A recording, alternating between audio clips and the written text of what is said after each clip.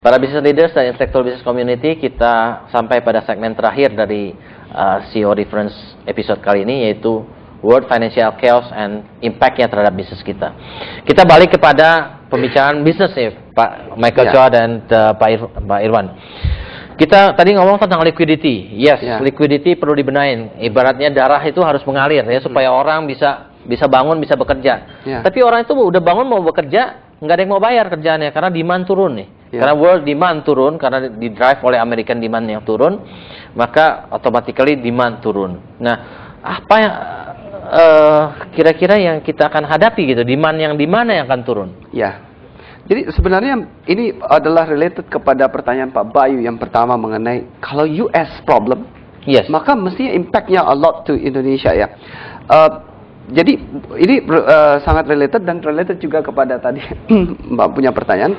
Jadi kalau kita lihat bahwa the government spending ya itu memang harus dilakukan karena so success government collecting pajak dan creating soon tapi tidak di spend. Dan sekarang it's time for the government spending and they realize that bahwa they will spending.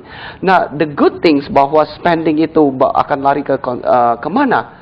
Ini related kepada real sector bahwa automatically akan lari kepada consumption, consumption dan real infrastructure. Consumption dan infrastructure. Kenapa lari ke situ? Karena sekarang ini consumption is about 63-67% of the total GDP Indonesia dipengaruhi oleh consumption. Nah, consumption apa yang government spending? Bagaimana government spending on consumption? Ya, BLT itu bantuan langsung tunai itu untuk orang mengkonsum. The local domestic consumption itu dibagi dua kan, ada government consumption, ada private consumption kan. The biggest part is a private consumption. Kemudian go to the government consumption. Government consumption di encourage dengan infrastructure. Itulah proyek-proyek yang harus dibiayain. Karena kalau tanpa itu government tidak ketaruh uang, proyek itu tidak akan jalan karena swasta juga takut, ya kan? Selalu harus ada penyertaan. Jadi in term of business, jadi sektor mana yang you think will be hardly hit sekarang, yang mana moderately hit, mana yang fine? It's hard dengan anggapan the government spending will be done.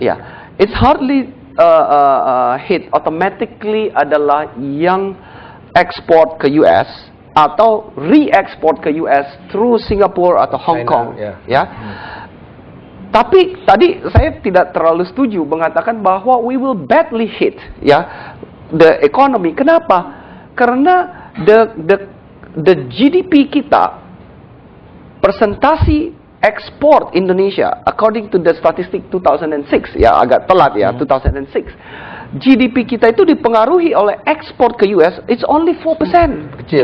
It's only 4% total GDP bahwa ekspor ke US biggest part, tapi ekspor itu terhadap total GDP itu small.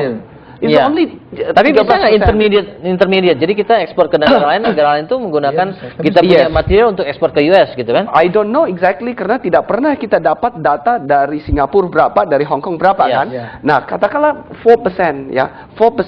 Yang badly hit sebenarnya di Asian country adalah Singapura karena Singapura 20% of the total GDP-nya dipengaruhi ekspor ke sana. Sehingga mereka the first one di Asian ini yang declare recession. Karena badly hit. Baru Malaysia 19% gitu. Indonesia is only 4%. Dan itu pun sudah berkurang dibandingkan dengan GDP di tahun 2000. Berkurang sekitar 2%. Jadi itu ada efeknya. Terus tapi tetap aja kita related ke US. 4% itu tetap menunjukkan relation itu bahwa yang kita ekspor ke sana itulah yang kena, ya kan? Material yang diekspor ke sana, finished good ataupun raw material atau intermediate goods itu yang kena, kita akan kena ke sana. Kemudian kita juga melihat bahwa kita tetap bahwa kalau kita bisa provide liquidity di dalam negeri, provide liquidity di dalam negeri karena kita sudah promise the bank, sudah promise kepada banyak perusahaan-perusahaan di dalam negeri, untuk expanding, karena bank sudah lakukan expanding kredit sampai 36%, itu yang harus di support, kan? Tetapi stop tidak boleh lagi kasih kredit ke depan karena it's a problem of liquidity, ya kan? Jangan di-expand lagi, tapi jangan di-expand, fulfill tapi yang sebelum-sebelumnya. Fulfill apa yang ada, atau si real sector itu melihat review kembali the business, apakah dia harus scale down atau tetap untuk ambil kredit sebesar itu yang harus dinegosiasikan dengan si bank. The problem with the banks adalah bukan berarti dia tidak punya uang. Tadi mereka seakan-akan tidak punya liquidity, harus borrow money dari bank sentral atau harus dapat deposit. Sebenarnya mereka punya. The problem lie back kepada mereka memiliki itu di dalam bentuk surat utang negara. Soon. Look at the loan deposit ratio. It's only 60 something percent. So they have 30 something percent to grow, which is they can provide that. Kalau mereka jual sunnya, problemnya mereka tidak bisa jual sunnya karena liquidity market drop, price of sun jatuh. Kalau mereka jual, capital adequacy ratio mereka kena, lalu mereka akan hit badly di kesehatan perbankan, yang mereka kemudian dibatas-batasin karena very heavily regulated. Inilah yang harus juga di-solve. That's why stock market is related juga. Karena kalau dia tidak bisa solve the problem, government tidak bisa solve the problem di bonds market, maka bank-bank ini akan tinggal memegang sun itu tanpa pernah dia bisa jual sun itu untuk liquidity mereka. So they have to borrow terus-menerus dari masyarakat. Itu yang pemerintah sekarang mengatakan nggak berlaku mark to market untuk investment dari bank. Temporary. On top of that, they have to solve the bond tax yang akan dikenakan kepada mutual fund. It is not because Pak Irwan, what do you think in the near future? How is the situation of the credit for companies? Ya. Apakah, you see, Indonesia ini satu-satunya, mungkin saya nggak tahu negara lain, satu-satunya yang meningkatkan suku bunganya with this crisis, yang lain malah menurunkan suku bunganya gitu ya. Indonesia malah menaikkan terus nih. Saat 1 point sekarang 9 point something gitu ya. 9.5 dah. Ya. Nah, di depan nih harusnya gimana sih, Pak Irwan? I mean, this is not policy ya. What will happen kira-kira, bukan policy. Oh ya. Enggak, saya setuju Pak, bahwa sekarang perbankan sudah mulai slow down. Yang sampai pertengahan tahun ini growth-nya udah over 30%, 36%. Sekarang ini mereka akan growth on lebih selectively and will go down to probably less than 20% mungkin.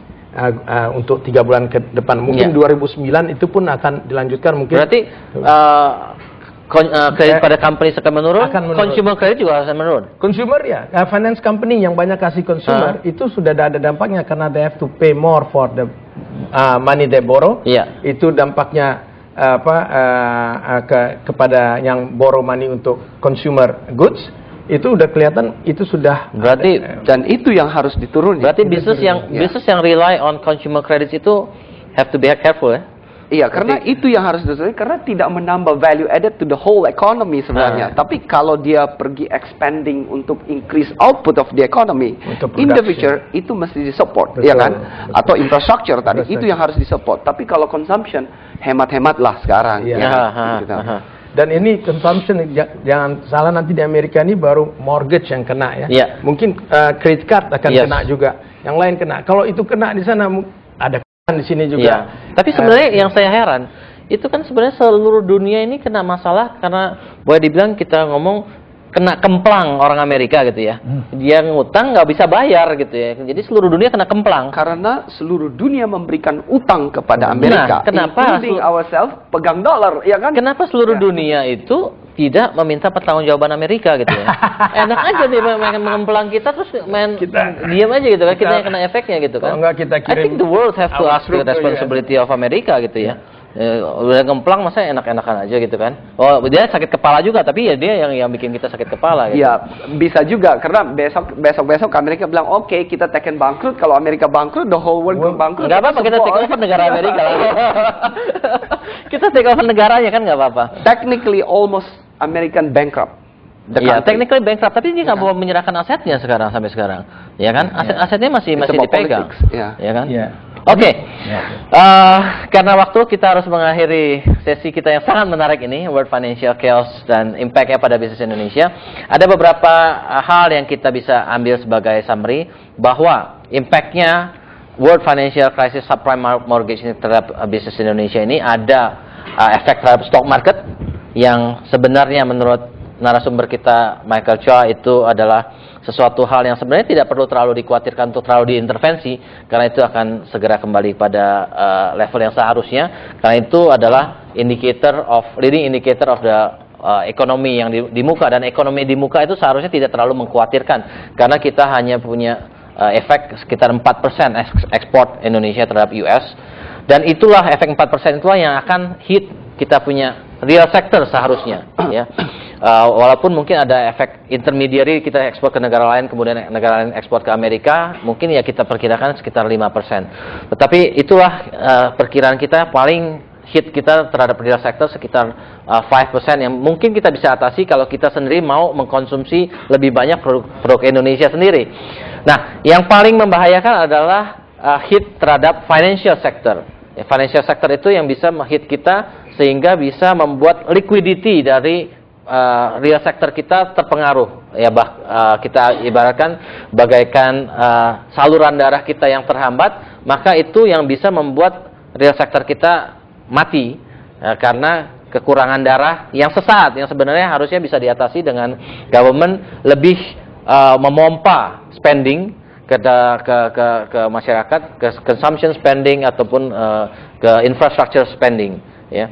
Jadi itulah kesimpulan kita hari ini. Jadi kita tidak perlu terlalu khawatir sebenarnya terhadap the real sector impact, walaupun pasti itu akan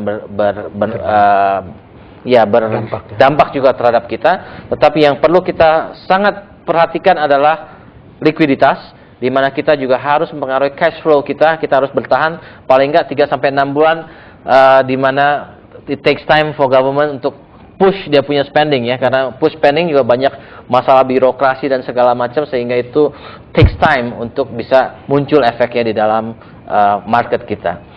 Demikian para business leaders dan intellectual business community, kita akhiri perbincangan kita hari ini, World Financial Chaos and Impact-nya terhadap bisnis kita di Indonesia. Sampai jumpa di dalam episode CEO Reference berikutnya.